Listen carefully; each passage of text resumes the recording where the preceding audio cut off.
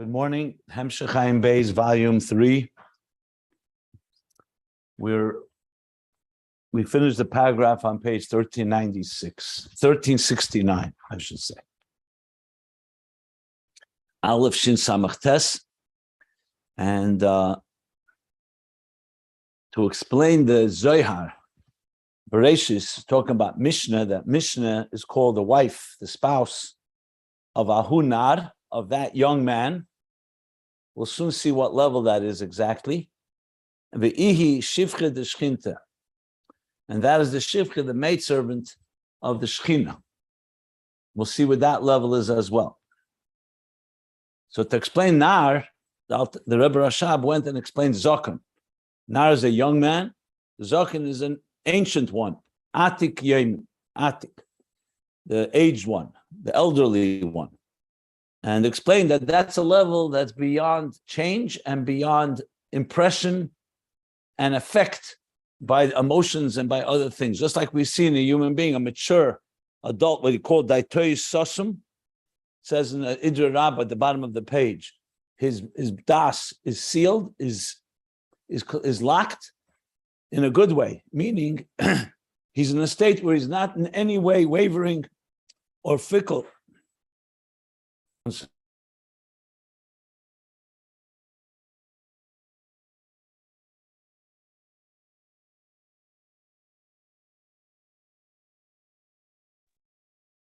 So he's in a very steady and solid place.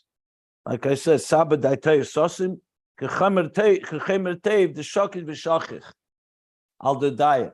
So I did actually look it up, like a good wine, like an aged wine that is settled on the dredges. Durdaya is dredges, or sometimes lees, L-E-E-S, is the sediment that remains after the wine ferments.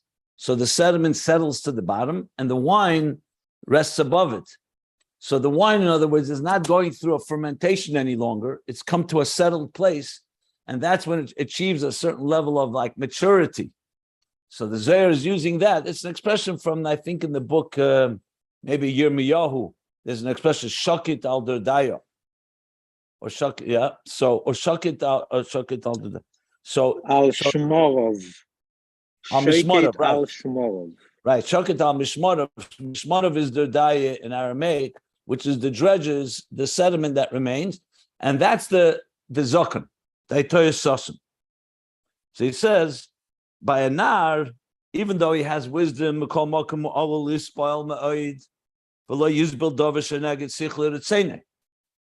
even though he can be an intelligent person, but his emotions he still gets excited, can get excited, very excited, that and will not tolerate something that opposes him. And kol ispilus had a shinu, reading from the bottom of page 1368, top of 1316. Avlazokin daitem yushevis. His mind is settled. He doesn't get excited. It doesn't get impacted, affected by anything that is against his will. And that's due to mitzad eitzim yishuv adas yochel lisbel hakol. V'zeu daitoy sosum sheinu nimshach ma'adas ba'midus lispoil. So why is it called the das is sosum? That his das is so-called locked. It means it's not the path, the doorway between the das and the midas is closed by someone that das is not yet on that level. So so then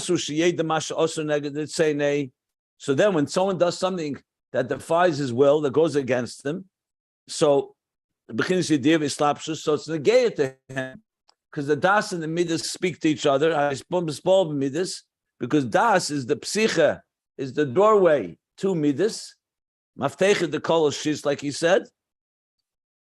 But godless hadas is in a state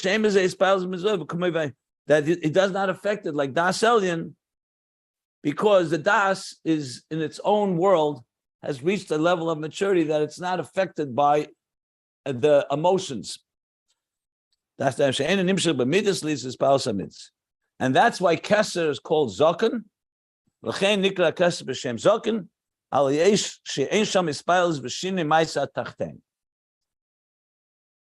I get excitable or affected and changed by Maisa Tachten. And yet he qualified both in the parentheses at the end of the paragraph and in the previous page. That doesn't mean Maisa Tachten does not reach there. Because the fact is, in Pnimis HaKesed, God beferish wants and connected himself to. So even though it's to our work, so even though it says Im Tzedakta Matitan Lei, if you do kindness, what do you give him? What do you add to him? And it's Chashech Ka'eda, everything is equal. He said that's Chetzenis HaKesed. But Pnimis HaKesed, it's beferish Negeya, the pain and the suffering of Yisrael.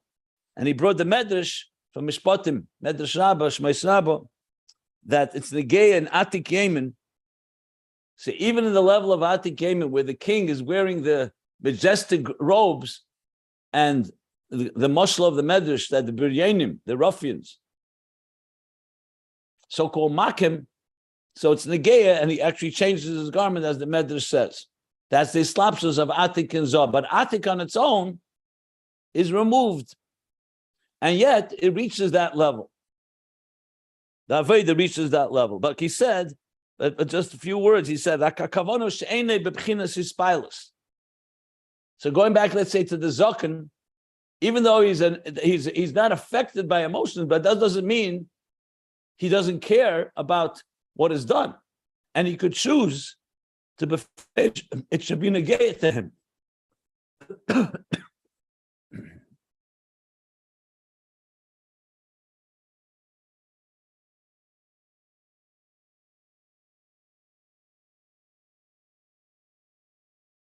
Like you see a grandfather, even if he's a great sage and he's completely above being affected by emotions, that doesn't mean he doesn't enjoy his grandchildren or his children or other things. But it's more he's bringing himself to it. Not so much due to his mind not being fully developed and fully mature, like it is with Anad. There it's more like we spoke about by choice. Now the Rebbe Rashab doesn't say that word by choice here, but it's clear from the understanding of it and also from what we learned earlier that it comes from Chesed and what we learned in volume 2. But anyway, bottom line here is to remember that we're talking about a Zakan. So Chesed in general, which is affected by Atik, is this state of you can say, removed from the emotional exchange and negotiations of existence. But now he's going to go to Nar. Nar, on the other hand, which is the level of Mishnah, is not that level. What is this level? Mashenkin, I'm going to continue now the new paragraph. On page 1369, the pages can be found at ayinbeis.com. Mashenkin b'chinazah. By contrast, the level of Zoh Atzilus, remember, we're not talking about Keser now, we're talking about Zoh. Atzilus she'ena midas chesed gvura. Here, Zoh is defined by midas. Its whole personality is about emotions. So it's all about being affected. It's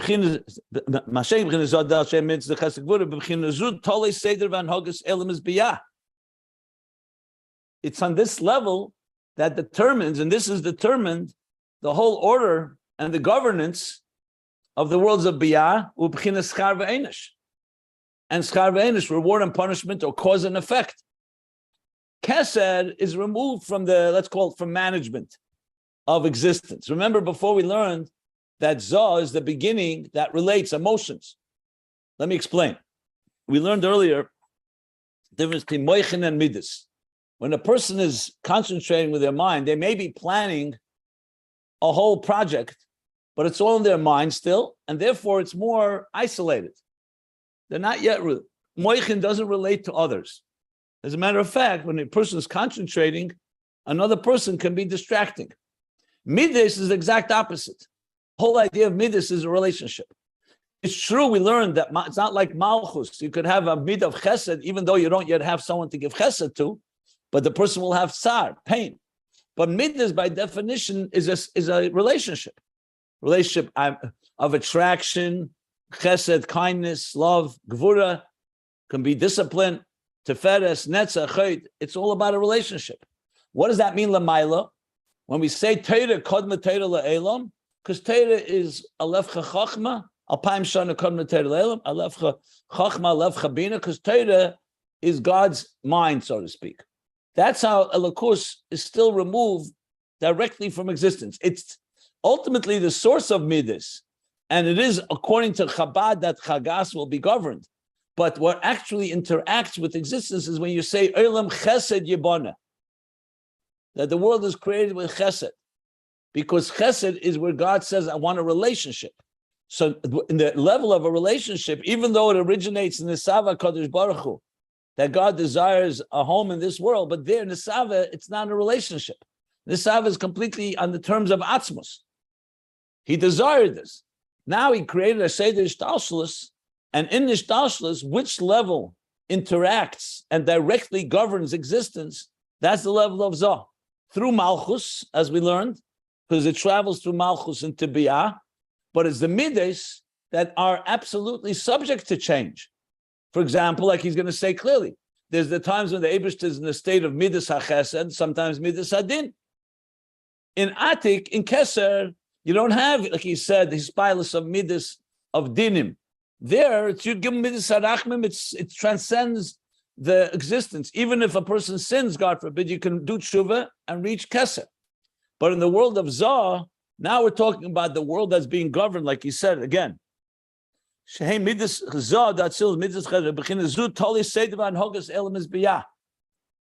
is where the king is experiencing his feelings and his emotions as he interacts with his people. And here there are absolutely midas, reward and punishment. So here's Beferish Negeya Maisa Tachtenim. Earlier we learned it's Negeya because God wants it to reach, but not because he's impacted by it due to his level. Here, it's godliness that relates to existence and therefore it interacts with existence. V'hainu, and he explains, Shalapamim, which means that at times, Misapech Lemidas Adin, sometimes the Midas of Zah transform into Midas Adin, which is the attribute of din of judgment. Like we say, the Eibishter is sitting on Yeshev al Kisei Hadin. He's sitting on the throne of judgment. And we want him to go from the throne of judgment to Kisei Arachamim, to the throne of compassion.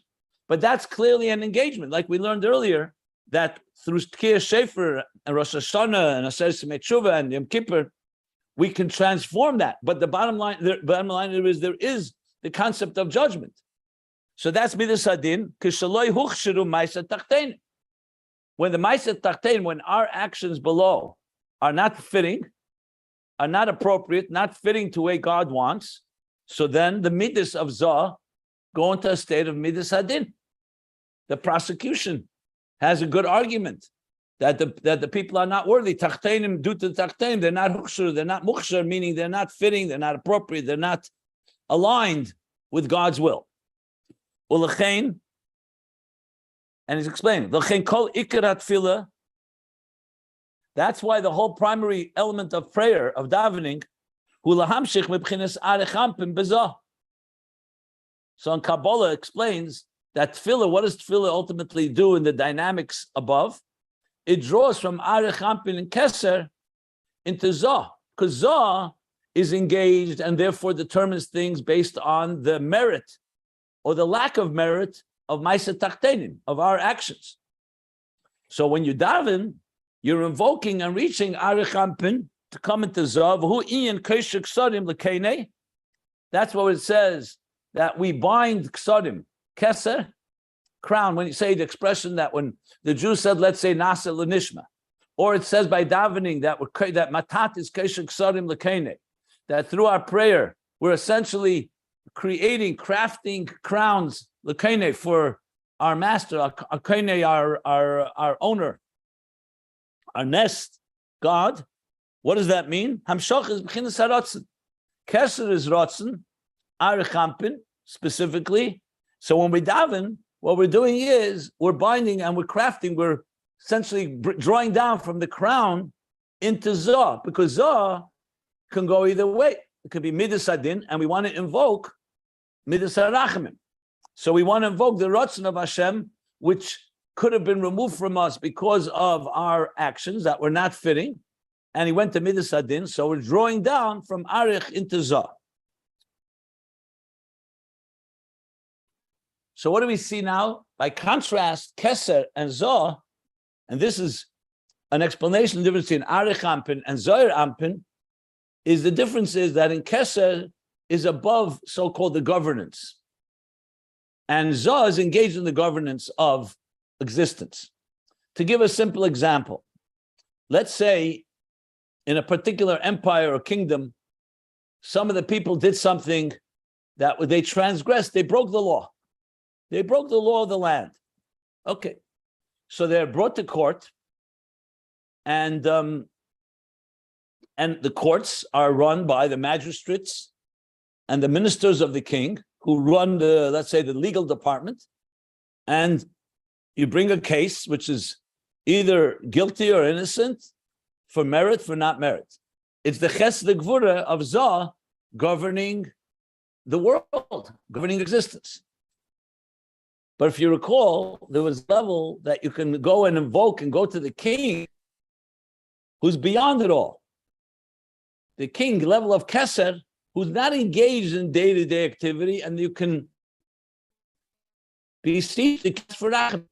And we learned it's not because the king says, okay, I'm going to review or appeal the case and let's look at it again. It's like when we have the concept in American law, clemency, where the president can pardon someone. He doesn't make a new court case. It's not an appeal. He just pardons. He offers clemency or pardoning, which means it's coming from a higher authority that has the power to override. Why? Because that level, the king was not involved in the daily governance, has the power to stand above it and say, okay, you know what? Even if he was found guilty, I will forgive him and will offer compassion. We learned this earlier when we talked about the sweetening of Gvuras when it comes from a higher place. And we're not talking about that the case is such that we review it again, and this time Chesed prevails over Gvura. Here we're overriding the whole thing. So Keser is a state that's above Ishtalshlus, above what he called Toli Seder and Hogas Elam is Biyah. Zah is engaged with it, and yes, through davening we can bring Keser into Zah. So here we have the difference between Nar and Zokan. However, he's going to explain that's not so simple, because even in Atzilus, you can't say that Atzilus is in the level of subject to changes back and forth. Atzilus is also a world of a divine world.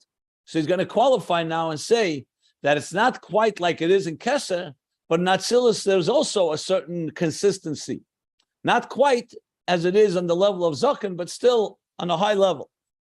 So let's read on. But let me stop if anybody wants clarification of what we've read so far.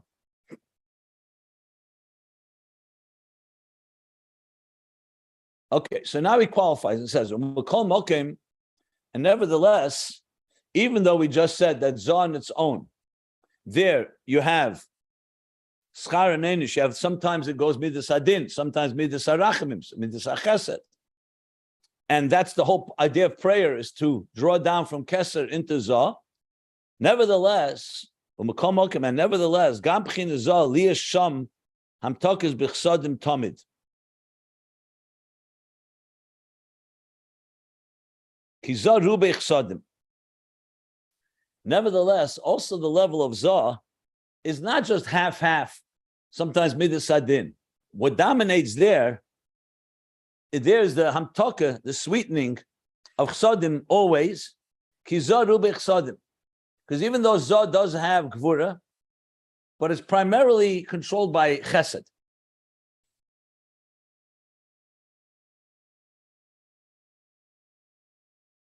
And that's why that even when the judgment in Zah Atzilus, you have tamid, he says, consistently the sweetening of the gvura, of the sweetening of the din in chsadim, kizaru b'chsadim al kain, and that's why al zen nemar gamkin ani Hashem le'shenisi. Remember, before we use the verse ani Hashem le'shenisi, that God is not subject to change, and that was used before on Keser. He says the truth is on Zah we also say this level ani Hashem le'shenisi. The Atzilus b'chlal eina shayich shinuyim liyesei etzem elikus. that in Atzilus in general, as I said, we'll qualify soon the distinction between Atzilus and Keser, but Atzilus in general, even though he just said that Zoh is not quite like Keser, but still in Atzilus in general, you can't really say change because it's all Elokus. And in godliness, Ani Hashem Leishanisi. So in other words, somewhat of the eternity of God prevails also in Atzilus, not just in Keser. In Biyah, you're going to already have the beginning of the Yesh, of a created entity that has its own consciousness. So there, you're dealing with creation. Creation is mortal, but Atzilus has a certain element of immortality and what's the word? That not subject to change is a word for it. Unwavering. But anyway, bottom line, the idea of Ani Hashem Leishanisi. So of course you could say, so what the Rebbe Rashab is saying now seems to contradict everything. The whole point he wanted to make was there's a difference between a Zaken and an Ar, between Keser and between Zah. Now he's saying Zah is also Leishanisi. So we understand this needs to be explained. But let's read on and we'll understand. He's gonna explain it. But now he's just saying, so Zah has an element of Shinui, but also an element of no Shinui. We'll soon understand what that means. But Ayin Beis Chaim, and delve into what it says in Eitz Chaim, Shar Kisi HaKoved Perek Vav. So there's a section, a gate called Kisi HaKoved, the honorable throne. The Kisi HaKoved is the Kisi HaKoved of the Eibush. Perek Vav, U'Moshe Koser BePardes. Pardes is the Ramak, Ramoshe Koraviro, Shar Chav Dalet Perek Yud Aleph. Like he writes in Pardes, what does he write? The Be'eses Sfiras Atzilus, Hari'eru Poshut. That in the 10 spheres of Atzilus, the Eir is a seamless light. It's not made up of of particles. It's a seamless, shapeless light. And you can't, God forbid, say there are changes in the light, in the divine light, because it's all part of the divine presence. That's not subject to change. And also the kelim are attached to the energy. Because we say, you, God, the Garmui and your kelim are one. Okay, let me explain what this means. You may be familiar with this idea, but if not, it's worthwhile explaining, even for those that are familiar, to be honest.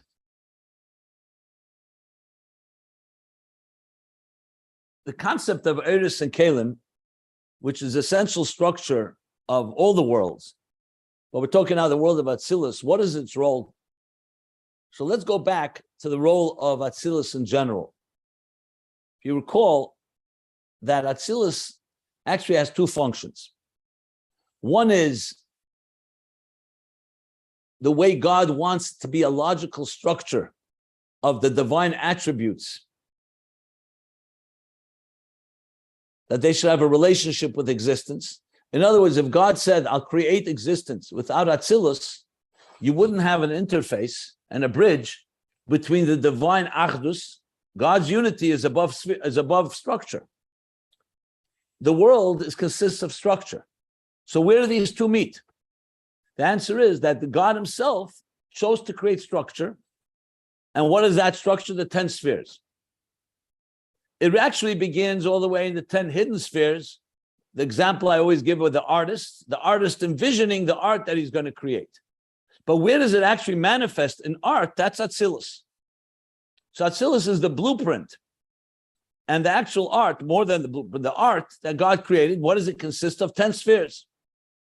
So here you have both elements. On one hand, it's divine because it's God's attributes, it's God's instruments.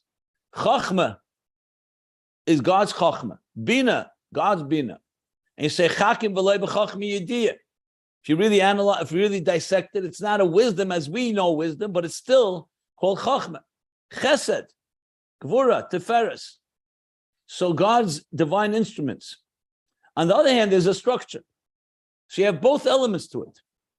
It's divine because it's the divine tools, divine attributes, On the other hand, there's a structure. So then when it will go through the parsa, the partition, and enter in Biyah, the structure will take on more shape and more form until you'll actually have, as he says in Tanya, Nishtal Shlemahen, from that will evolve the 10 faculties of the soul. Chachma, Bina, Das, Chesed, Gvur, Tiferes, Netzach, Yesod, Malchus. So we have 10 faculties that are human faculties, the soul's faculties. They evolve from the divine attributes, which in turn are divine, but they're already attributes. Now, there's a level of the divine that's beyond attributes. In Tanya, chapter 2 in the Haggadah, and in 3 other places, later Perek Mem Ches, and then Shaya Chadamunah twice, the Alter Rebbe explains there's a disagreement between the Rambam and the Maharal of Prague. The Rambam has an expression, Hu Hamada, Hu HaYedeya, Hu HaYedua. That God is one with his das. We are not one with our faculties. Our faculties are our tools. But you don't say a person is one with what they know. What we know is we know outside of ourselves. I know that you exist. You're not part of me, but the Eibishter is one with his faculties. As the Maharal of Prague, what do you mean? Les machshavet tfisa beklal. Lav iu inun midas iu klal. God is beyond attributes. He doesn't have any attributes. You can't define God by his attributes. So Chassidus explains that it depends whether you're talking about in Atzilus or higher than Atzilus. First, it brings from the Ramak in the Haggadah and Tanya, chapter 2. So what does he say? He says that when it comes into the Eris and Kalim of Atzilus, then God is one. But if you talk higher than Atzilus, even according to the Arizal, he says Yotziv Milsa, Yitziva Milsa, that what? That higher than Atzilus, we know God is beyond the attributes. So you have the Achdus of Hashem higher than Atzilus, that is just one, unity. Then you have, it comes into spheres, and then from the spheres it enters into this world. So the bottom line is Atzilus is a type of interface between the divine and the structure. So it's a divine structure. The second aspect of Atzilus is the same idea, but Mamata Lamaila. That's how God creates the existence. But Atzilus also has the purpose to help us know God and feel godliness. It says in Kabbalah, Chassidus brings it in Ayin Beis quite a few times, that Atzilus allows us to have Yediyah Belikus and Hargosha and feelings of godliness. If we didn't have Atzilus, we wouldn't have what to hold on to. We always talk about the stepping stones of retracing the steps. To jump from this world straight to God would not be on our terms. To make it in a way that is palpable, in a way that we can relate to, is that through Atzilus, because in Atzilus there is Chachma, Bina, Das, Chesed, Gvur, Tiferes, we can connect with that. Mahu chanun afata chanun. Just as God is kind, we should be kind. Mahu rachum, just as he's compassionate, avata rachum. So now, in addition to God creating existence through tools that relate to the structure of existence, we also have the ability from the bottom up to relate to Atzilus, and from Atzilus we can relate to God himself. So bottom line, Atzilus remains its interface. To be more specific, this is the difference between Eris and Kalim. The Eris of Atzilus represent the divine aspect. When the artist is using a paintbrush to paint, remember the paintbrush has two sides to it. There's the Keli, that's the brush itself, the different colors, the different shapes, the different indentations that the brush makes. But there's something else going on. What's driving the brush, the Eir inside the Keli, inside the paintbrush, is the mind and the intentions of the artist, the Eir. So if you think of letters on a page being Kalim, the message that the author conveyed through these letters is the Eir within the containers. So the Eiris of Atzilus is the intention of the artist of what God wants with Chachma Bina and so on. The Kalim is the actual structure of Chachma Bina. So now, based on that, the Kabbalah has a big discussion, and there are disagreements actually. Do these spheres, are these spheres creations? or are they emanations? Is it yesh ma'ayin or gilei helam?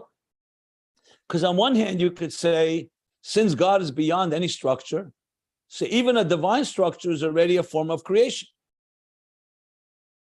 Or you say, no, it's purely divine energy that manifests in structure.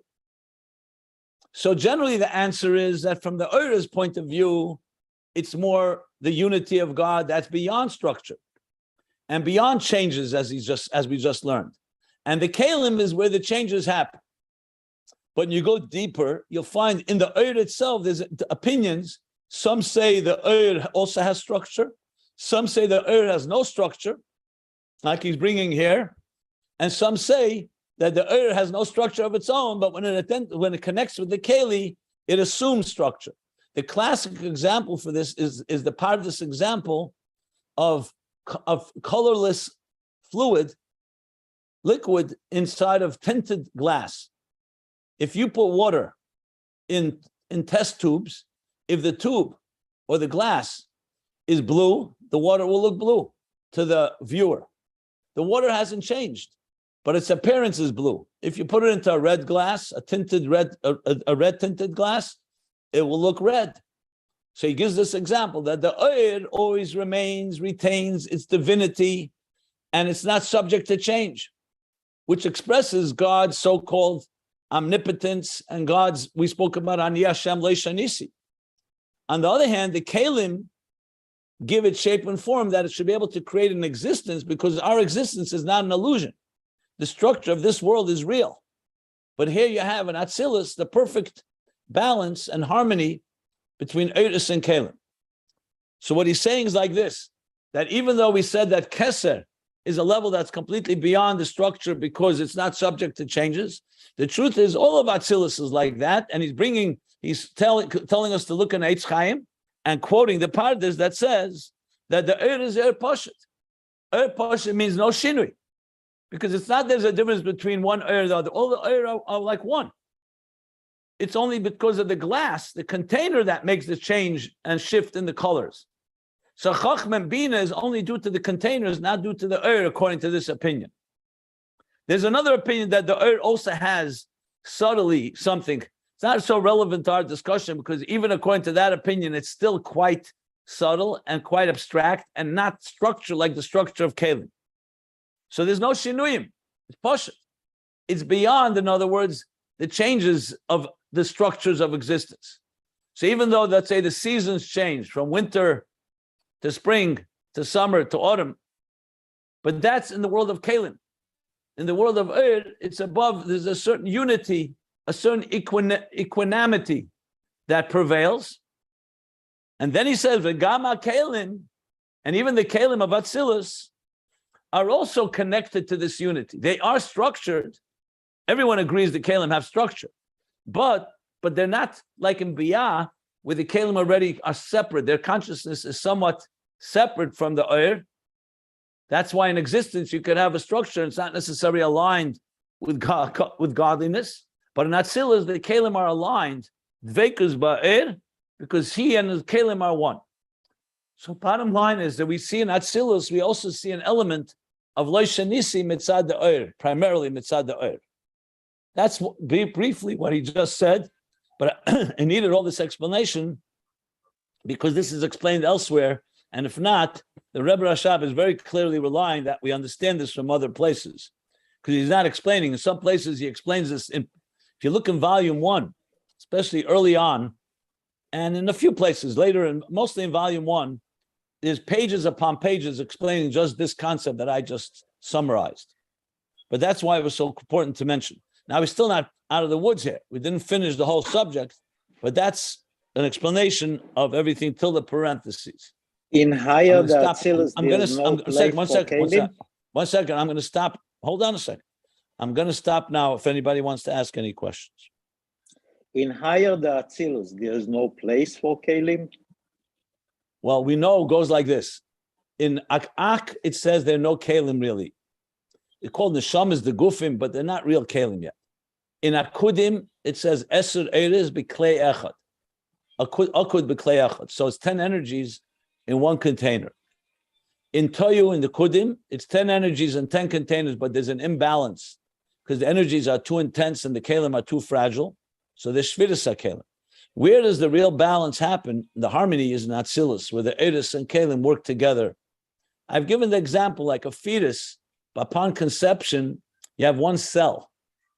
You don't yet have division of the cells. The cells then split, and slowly, through the pregnancy, the kalim begin to multiply, and the development of the child begins to be a full child. That's so.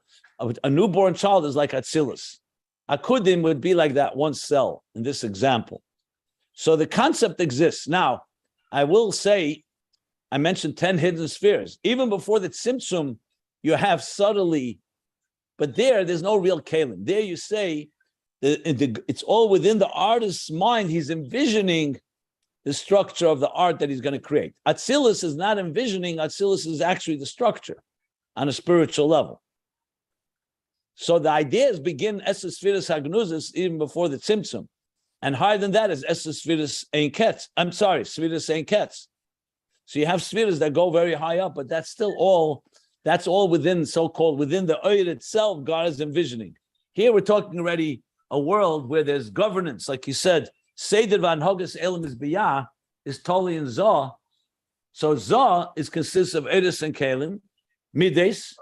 The Mides are subject to changes. That's what Mides are about. But in Atzilus, it's not real change yet, especially Mitzad the Oyer. That's what he's adding here. So bottom line is, it's still not like Keser, which we're going to explain soon what the difference is. But even in the world of change, so to speak, even where Atzilus is governing, Zah of Atzilus is governing existence, and Schar ve'enesh Midas Adin, it's still a really higher than change. And that's why also he said Chesed prevails. Not Gvura, even though there's Gvura, but Chesed is Rubei Chsadim, like he said. That's the second point he made. Yeah. Well, I don't know if it's the second point. Any other questions? Rubai Chasadim doesn't mean really Chasadim because it's above that also. But it means it's not equal din and chesed, where you'd really have in lower levels.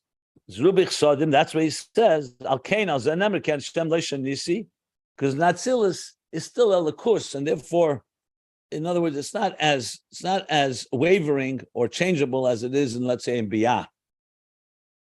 Doesn't elaborate, but that's what it looks like he means to say. Yeah.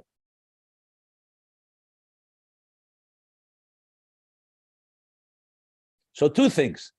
Zah itself has the element Liyashamam Tokibich Sodim Tamid, but in addition, when we daven, we draw down from Keser. So even if there is some Midas Adin, Keser will nullify that as well, because it's from the Rotzen, from Arich into Zah, Keshek Sodim. That's, you have to say that's the pshat of what he meant here. So Zah itself also has it, because there's an element of Leisha Nisi, fine. And therefore, even when there's Maisa Tachtenim are not perfect, still Chesed dominates. But if you want it complete, you need to bring down from Chesed. Okay. Are there any other questions? If not, I'll continue the parentheses. Okay. Any tips to how to bring it down from Chesed when davening? Absolutely. We're coming to Yom Kippur. Close your eyes and speak to God like your father and say, hey, I'm not perfect and I need you to love me unconditionally. I guarantee you, if you say it sincerely, you're drawing from Keser. Remember, if we did something wrong, think of like a parent and a child. Let's say your child comes to you and says, you know, I wronged you. I did something wrong. I hurt you in some way. And I acknowledge it and I admit it, but you're my father. I love you. I know you love me. I need you to forgive me, or I need you to override it, so to speak. And it's sincere. We're not talking about someone who's not sincere and saying, you know, just lip service. So if you're a father and your son came to you, would a healthy father not have some compassion? That's invoking Keser. So if you're just relying on your father, let's say, sitting and hearing all the sides. You're right, you're wrong. So you may turn out to be right, you may turn out to be wrong, guilty. But if you invoke the deeper love, the atzmisdika love that comes from higher than the shtalshlus, keser, that's essentially what real tefillah is. Now, to get there and to feel that way, I think it's something all of us can access. And Yom Kippur is a perfect time. It's a very conducive day, night and day, where we just feel more connected. And we're told that God will definitely hear our prayer and respond. And you can't look at the past and say, well, I did this last year, etc. We always have to look ahead. So I have no doubt that we can all invoke everyone at their level. Try it out. That's practical. That's practical, Chasidus. That's good. Thank you. Try it out. I mean, to me, the essence of Rosh Hashanah Yom Kippur is exactly that. All the details is already bring it into specifics, but the main thing is that connection.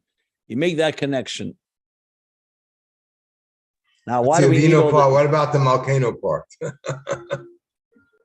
Listen, Avinu Malkenu, he's both our father and our king. The Malkenu is also the reverence, the respect. You know, the idea that, remember, the idea of God is really means he's not your ego. It's about getting beyond your ego. If God was only a father and a son, we still have, we're too close, commensurate. The Melech part is recognizing utter bittul, that we want to get rid of all our ego and all our self to be absorbed by a king. The distance of a king and a nation is more than the distance between father and son. I don't mean distance in a bad way. I mean in the ability to suspend and absolve ourselves of all our vows, kol nidre and all that. For that, you need a melech, because you need to be able to have total bittul. We learned about it in volume 1, the difference between Sevav Kalam and Mamal Kalam, the Er HaBlikvul and the Er HaGvul, that the Er HaBlikvul is what creates bittul, because it's completely beyond us. When you recognize that God is completely beyond us, it's not meant to say, hey, you're nobody and worthless. On the contrary, it means that you become completely sublimated in something completely beyond you. It's like what we spoke about, being absorbed in a reality completely beyond you, staring at the forehead and at the beauty of the divine. So it's a certain majestic remamus, exalted state. Av is more like the Ava, the connection between father and son, between parent and child. And there, it's not about bittul as much as it is about relationship. And you want both. You want God to be part of our lives, integrated, but you also want it to be something beyond. It's essentially the combination, the integration of transcendence and immanence. The beyond, bringing it within. That it's something beyond us, but you want to internalize it. And that's why you need both. Mamala and Salviv together. Right. So it's like Melech and Av together is essentially Melech being like Seviv and Av being like Mamala. Al derech zeh. Yira and Ava. That's why after Rosh Hashanah Yom Kippur comes Sukkot and we celebrate. That's Yeminei Tichapkeni. That's already the chesed, the internalizing. Before that, it's still Yomim Narayim. It's Smoilei Tachas L'Reishi. It's more smile. It's more Yira, more reverence, awe, respect. But even then, Vigilu Berada, we celebrate while we tremble. Why? Because when you stand before the king, you're also celebrating internally. You just don't make somersaults. You don't start dancing and singing when you're standing in front of the king. But then when you leave his presence, the inner joy you had while you were with him is expressed. And that's Sukkot, all the way to Simchas Torah, etc. When you think about very it, nice. I mean, it's wonderful what you're saying. I'm glad I asked that question. No, good. I'm glad you did, because it's very relevant to these days. And also, it's a beautiful and eloquent way of understanding the holidays. It's very different than, when you just read it. Chassidus, based on the Kabbalah of it, brings it alive in this way. It's beautiful. What can I say? It's all encompassing, every possible level. And it's all about positivity. It's not about guilt and anger and punishment and fear and so on. And what we just read in this first part of this paragraph here is that Atzilus has both. It has Melech and it has Av in it. It has that's which removed and that which we can relate to. Is that fair to say? Yeah, I mean, he didn't use the word Melech and Av. That's already extrapolating it a bit and applying it. But yeah, but that's fair to say, yes. And it's true throughout Ishtalshus, but Atzilus especially. Oyer, just like I explained the difference between Oyer Bligvul and Oyer Gvul, Oyer and Keli is similar. Keli relates to us, and Oyer is more giving us a taste of the divine within the Chachma or the Bina. That relates to us. So you're always going to find in the interface, especially in Ayin Beis, we learned it so many different ways, there's always going to be something that has to have both elements, because there's no way of creating a true marriage and a true fusion if you don't have both of them, or else one annihilates the other. We don't want it to be just on our terms, and we don't want it to be just on God's terms. So they have to meet like a translator that interfaces between the language of the divine, which is unity, seamlessness, beyond transcendence, and the language of our language is more structure, specifics. That's also, I mentioned many times when we say the bracha, the blessing on mitzvahs. So we say, Baruch atah Hashem Elokeinu melech haolam asher kedeshanu b'mitzvoseh v'tzivanu. That's the transcendent. All the mitzvahs, we say that. That's God commanding us.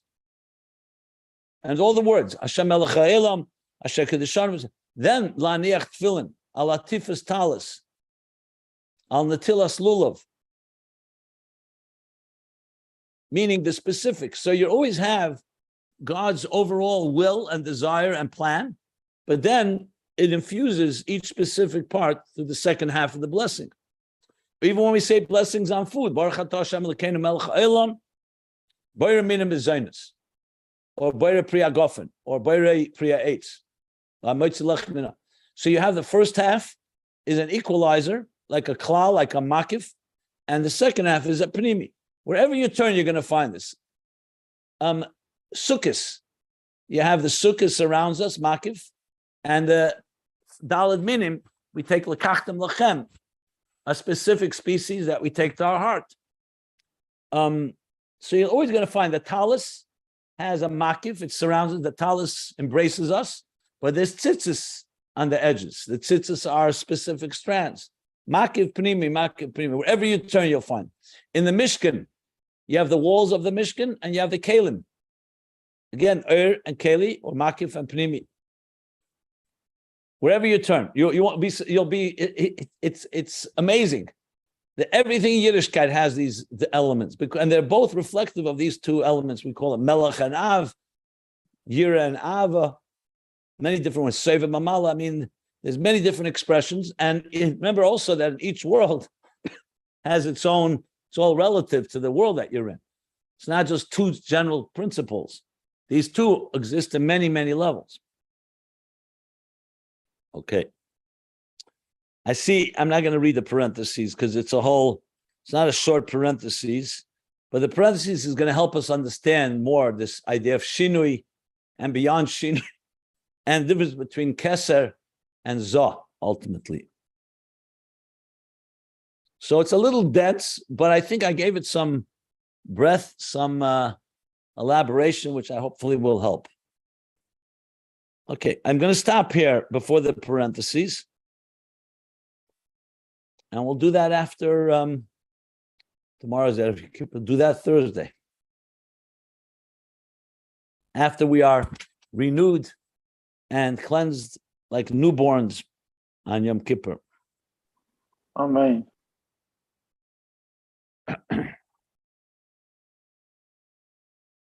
Any other questions? Any other?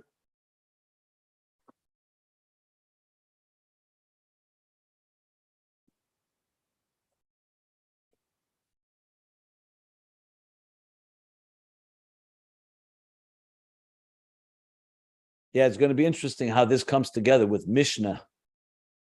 Mishnah is the Nar, Yunar. is the Issa Dahunar.